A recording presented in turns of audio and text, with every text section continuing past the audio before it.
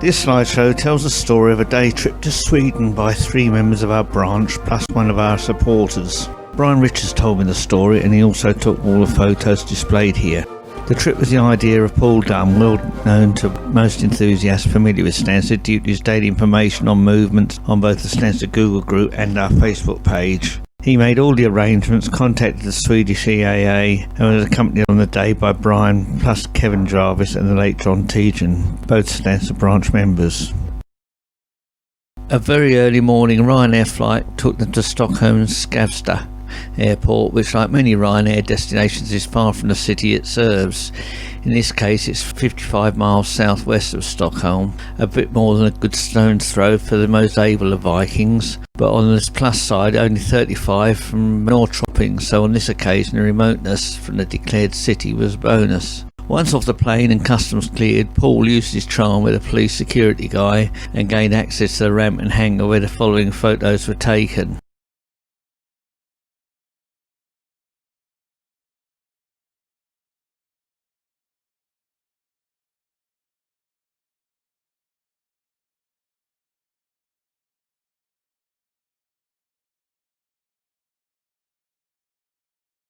They had a good look round, and Brian's log shows 38 aircraft recorded there. With a hire car in Paul's capable hands, they then set off on the drive to Norrkopping.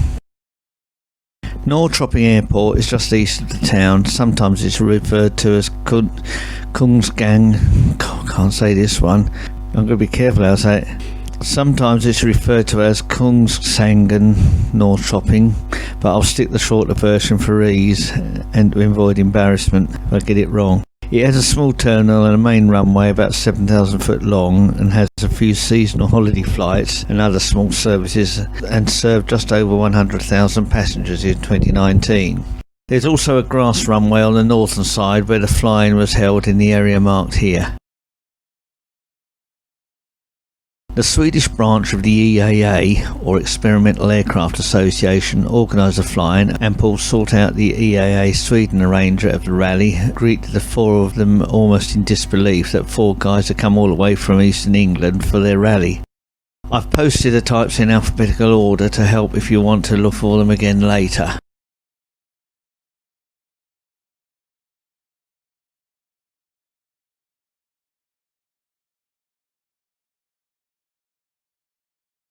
Here's some British built participation.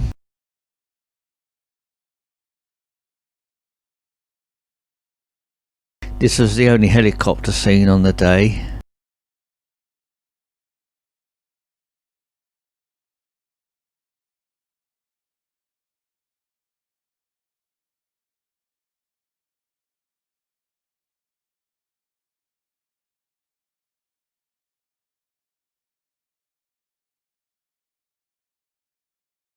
And this was by far the largest visitor of the day.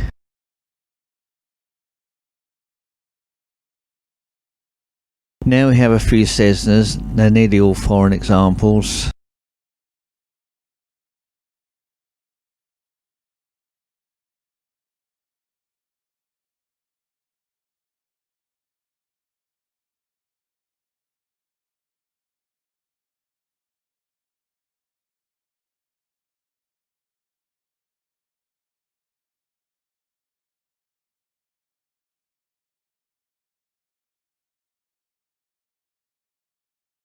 This is the first of several amphibious aircraft that you will see here.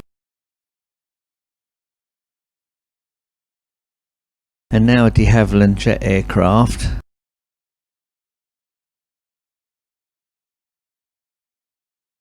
And here's a de Havilland Canada type. Chipmunks seem to turn up everywhere.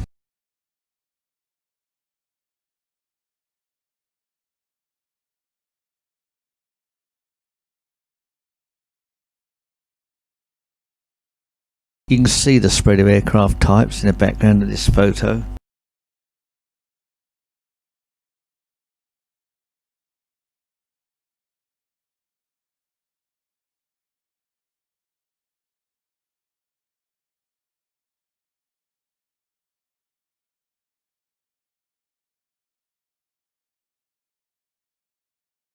No, this isn't a rotary conversion, the auto gyro is behind it. There are several auto gyros on Brian's log.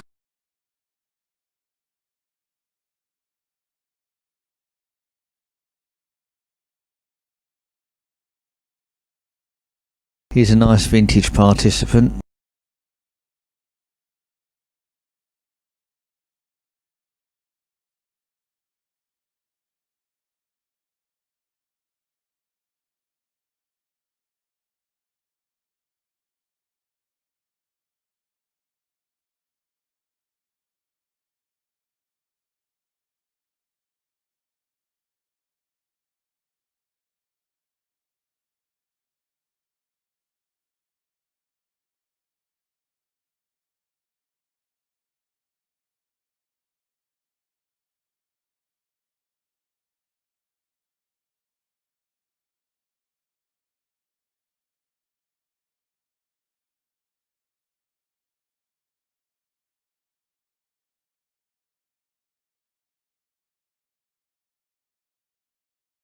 And next a couple of glaciers.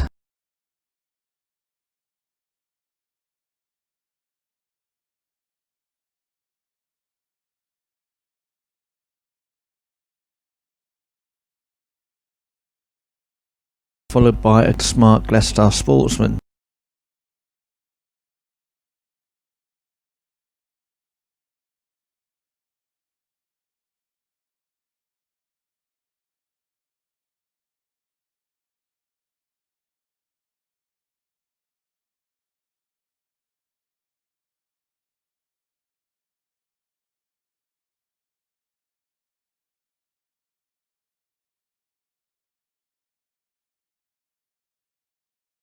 And another nice vintage one, this Hornet Moth is probably the oldest aircraft featured here.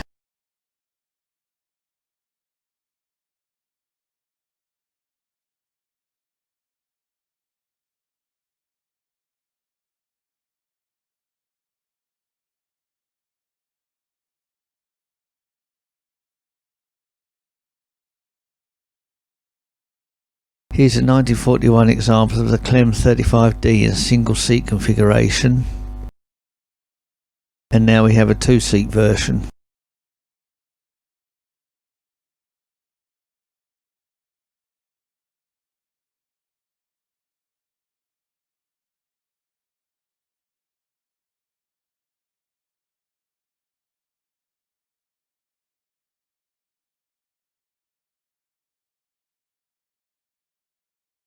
There were several Malmo MFI variants present, here are two of them. I don't think they come as flat packs like the kitchen furniture of the same name.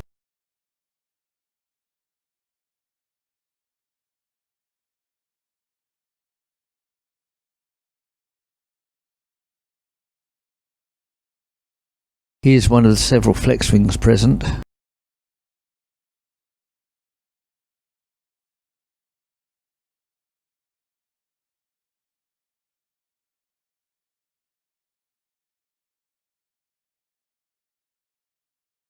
Now it's time for a dose of the pits.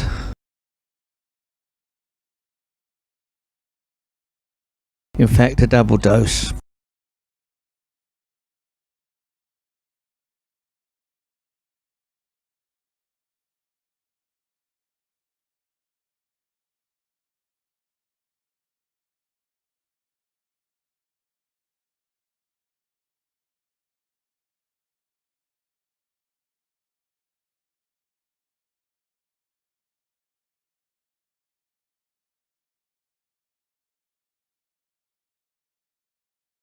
Several auto gyros are present. This is our only photo of one, but there's another in the background. This shape probably looks familiar. The Cozy 3 is a three-seat single-engine home-built light aircraft designed by Nat Puffer. Cozy is similar in design and construction to the two-seat Rutan Longies, from which it is derived and approved by Bert Rutan. And that seamless link leads us on to the next three photos of Rutan Longies.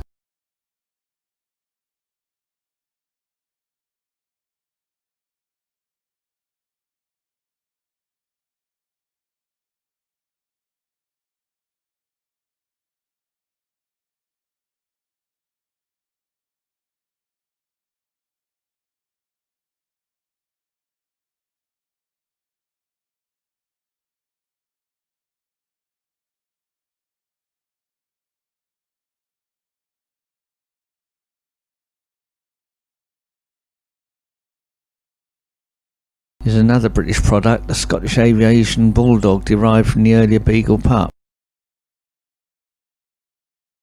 Now, I said there were more amphibians at the fly-in, and they feature in the next 3 photos.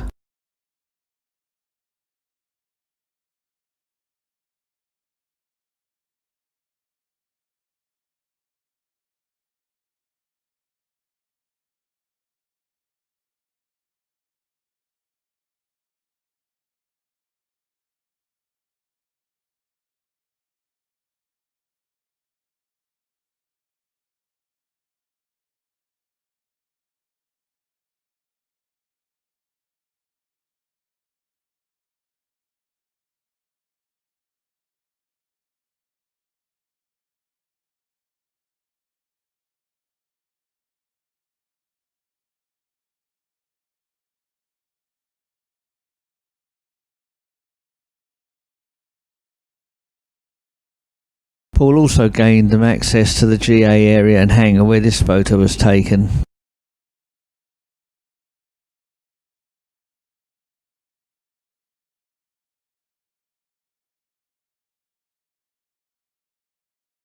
And now a bit of a transit to the van section.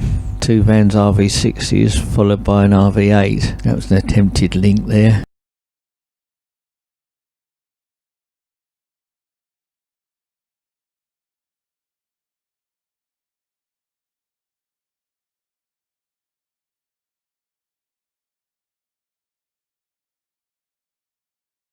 Next, 2 quite different Zen Airs.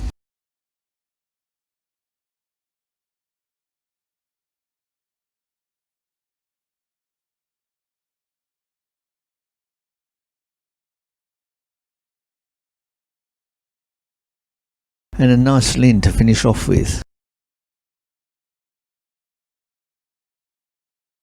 Brian told me this story about the return journey to Skavsta. To fill in the time before the return flight, they found a rather nice restaurant in Norrkopping with the outdoor seating overlooking the river. As a consequence, they also found out that the cost of living in Sweden was somewhat higher than the UK. With lightened wallets, they went to Katrineholm airfield on the way back to Skavsta, which was a longish detour and everything was closed up for the day. The sight of 4 grown men laying on the concrete trying to ID the goodies inside the hangars did have some of the locals staring. Thanks to Brian for all the photos except this sunset shit. Oh God. Thanks to Brian for all the photos except this sunset shot that I took almost as long ago as the day of this tour. He also supplied the stories of the day while I wrote the narrative and individual slide comments. Thanks to Paul Dunn for coming up with the idea of the trip as it provided a nice story to tell, and to Michael Jones for his help with the IT skills when mine fall short, and finally to Swedish composer August Soderman for the music Spence Festival, which translates to Swedish festival. I suppose a flying is a sort of festival, so that fits. Thank you for watching and I hope you've enjoyed it.